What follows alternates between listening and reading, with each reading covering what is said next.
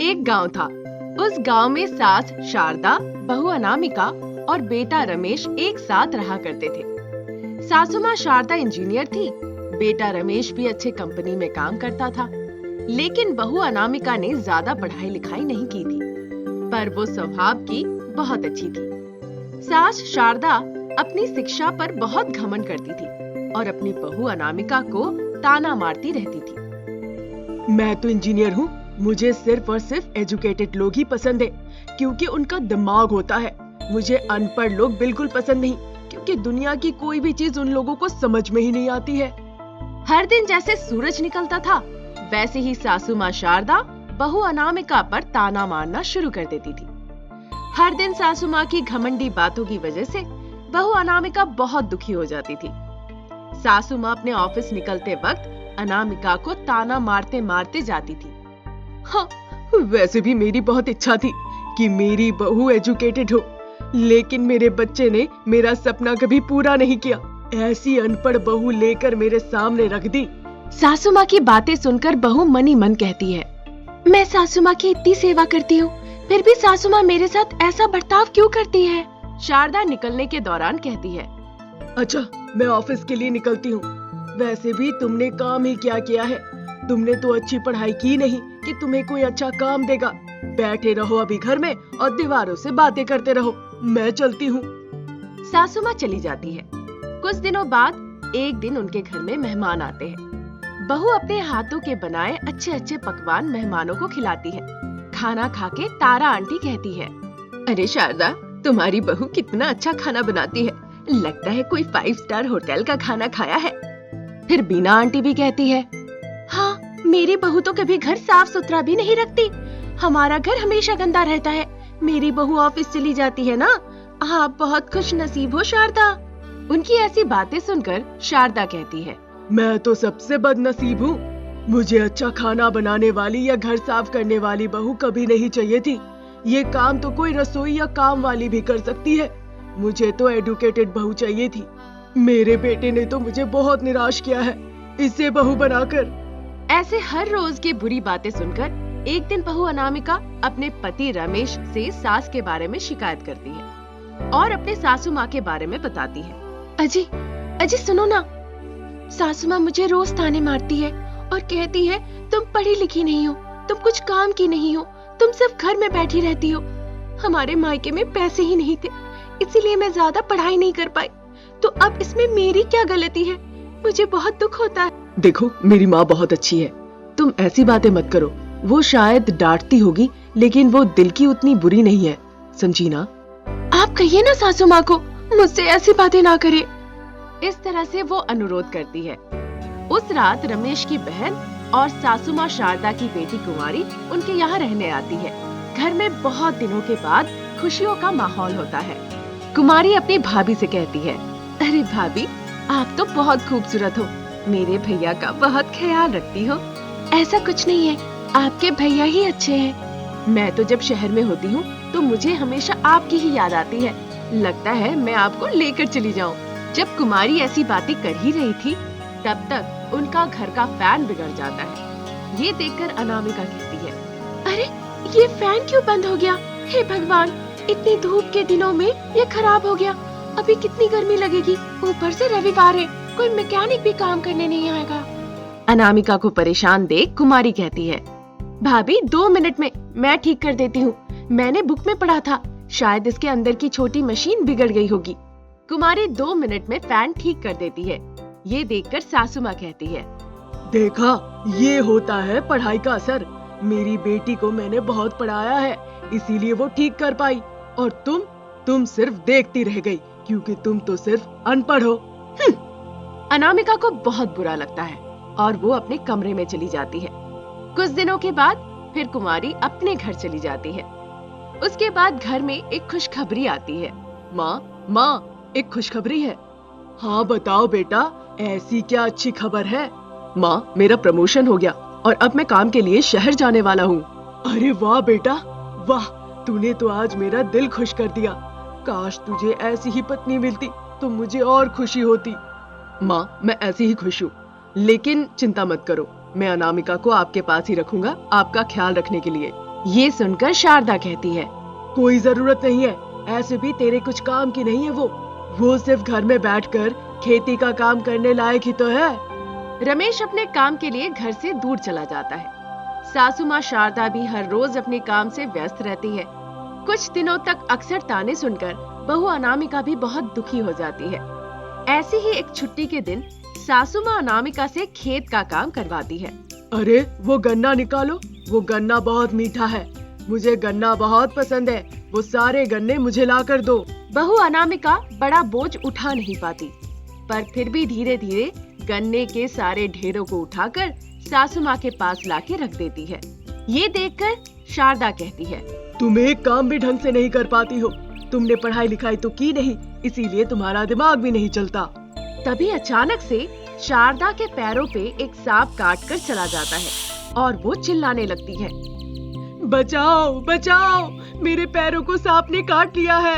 ये सुन के अनामिका भाग के आती है देखने। क्या? ये तो सांप के दांत का निशान है, आपको सांप ने काटा है। अरे किसी को बुलाओ, मेरे बेटे को बुलाओ, मेरी बेटी को बुलाओ। शारदा को विचलित देख अनामिका कहती है, माँ आप चिंता मत कीजिए, मुझे इसका इलाज अच्छे से पता है। अरे तुम तो पढ़ी लिखी रही हो, तुम्हें क्या पता होगा, मैं मर जाऊंगी, तुम्हें तो दवाइयों का नाम भी पढ़ने नहीं आता। सासू माँ तुरंत फोन लगाकर अपनी बेटी को बुलाती है, मगर अनामिका अपने तरीके से फसल वाली देसी दवा बनाकर शारदा के जख्मों के ऊपर लगा देती है। जब रमेश वहाँ आता है तब उसे वो डॉक्टर के पास ले जाता है। अरे ये तो जहरीले सांप के निशान है, और ये देसी दवा किसने लगाई? मेरी बहू ने लगाई, वो तो पढ़ी लिखी भी नहीं है, इस दवा के बारे में उसे पता भी नहीं होगा। डॉक्टर साहब जल्दी इलाज कीजिए, मुझे बहुत दर्द हो रहा है। अच्छा हुआ आपकी बहू ने ये देसी दवा लगा दी, आपकी बहू की वजह से आज आप बाल बाल बच गई, आपको तो उन्हें शुक्रिया कहना चाहिए। ये सुनकर सास शारदा बहुत अफसोस करती है और बहू को शुक्रिया कहती है। शुक्रिया, आज तुम्हारी वजह से मैं जिंदा हूँ। उस दिन से सास और बहू दोनों एक दूसरे के साथ अच्छे से रहने लगते हैं और घर में खुशियाँ ही खुशियाँ होती हैं। अनामिका शारदा सास बहू थे, इसीलिए वो एक दूसरे को बिल्कुल पसंद नहीं करते थे, पर उनके पतियों को इस बारे में कानों कान तक खबर नहीं थी। एक दिन ऐसा होता है कि शारदा किचन में कुछ ढूंढ रही होती है। यही तो रखा था, अभी अभी था, पर अब कहाँ गया? अनामिका के अलावा यहाँ कोई आता भी नहीं, रुको उसी से पूछती हूँ। यही बात वो अनामिका से जाके पूछने लगती है। मैंने 5,000 रुपए मसाले के डब्बे में रखा था, तुमने लिया है क्या? हाँ, मैंने वो पैसे लिए हैं, मुझे जरूरत थी, मुझे किसी को उपहार देना था, त्योहार है ना, इसलिए तो मैंने वो पैसे ले लिए। किसका पैसा लेके किसे दान कर दिया? मैंने कितनी मेहनत से एक एक रुपया इकट्ठा किया था रेशम की नई साड़ी खरीदने के लिए, और तुम पलक झपकते ही उन पैसों को हटा ली। ये उम्मीद तुमसे नहीं थी। शारदा उसे बहुत डांटती है।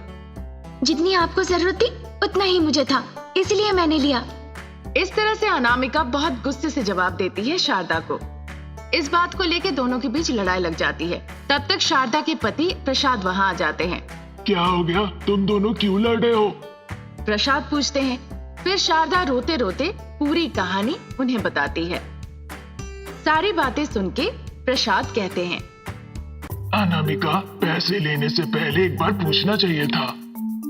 पैसे पे तो हर किसी का समान तरीके से हिस्सेदारी है ना पिताजी, अपना समझ के मैंने पैसे खर्च कर दिया, मुझे इसके लिए माफ कर दीजिएगा।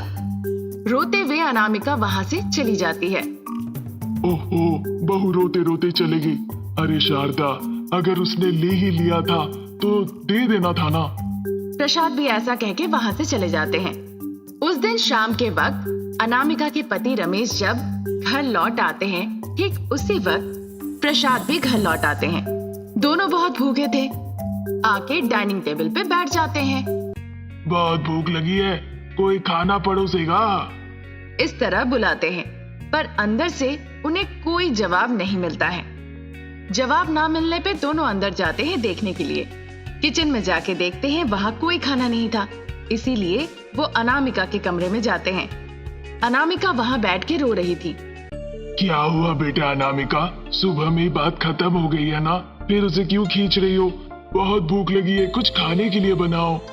पिताजी, मैंने वो पैसे अपने खर्च के लिए नहीं लिए थे। इस त्योहार में मैंने सोचा था सासू माँ को रेशम की साड़ी और सोने के गहने उपहार दूंगी, पर उसके लिए मेरे पास 5,000 रुपए कम हो रहे थे। उन्हें सरप्राइज देने का सोचा था, पर कभी ये नहीं सोचा था कि आप भी मुझे गलत समझेंगे। उसकी बातें सुन के रमेश और प्रसाद दोनों ही आश्चर्य हो जाते हैं। अरे वाह, तुम दोनों ऐसा लगता है देख के कि पसंद नहीं करते हो एक दूसरे को, पर मन ही मन बहुत पसंद करते हो। जब पता चलेगा तो सच में सरप्राइज होगी। पर आप लोग ये बात सासू माँ से जाके बता मत दीजिएगा, मैं उन्हें सरप्राइज देना चाहती हूँ। वो दोनों हाँ कहते हैं। अब ये छोड़ो, जाके कुछ खाना पकाओ, तब तक हम जाके तुम्हारी सासू माँ को देखते हैं। अनामिका भी हाँ कहकर खाना बनाने में व्यस्त हो जाती है। फिर बाप बेटा दोनों वहाँ से शारदा के पास जाते हैं। शारदा कमरे में बैठ के रो रही थी। माँ, आप क्यों दुखी हैं? पिताजी ने मुझे सब कुछ बताया है। जो होना था वो तो हो गया। अनामिका खाना बना रही है, चलो चल के खाते हैं। तुम लोग मेरे दर्द को क्यों नहीं समझ रहे हो? मैंने कितनी परिकल्पना की थी अनामिका को एक सिल्क की साड़ी उपहार देने के लिए। मुझे पता है वो मुझसे प्यार नहीं करती, पर मैं करती हूँ, बस दिखाती नहीं हूँ। पर उसने पैसे लिए किसी और को उपहार देने के लिए। शारदा इस तरह से पूरी बातें खुल के बताती है। उसकी बातें सुनकर बाप बेटा दोनों ही बहुत जोर जोर से हंसने लगते हैं। उन्हें इस तरह से हंसते देख शारदा बार बार पूछती है कि वो इस तरह से क्यों बर्ताव कर रहे हैं, पर वो कुछ भी नहीं कहते। कल के बाद तुम्हें सब पता चलेगा, वो कहते हैं। 2 दिन निकल जाता है, फिर उत्सव का दिन आ जाता है। अनामिका अपनी सासू माँ को रेशम की साड़ी और सोने के गहने उपहार देती है।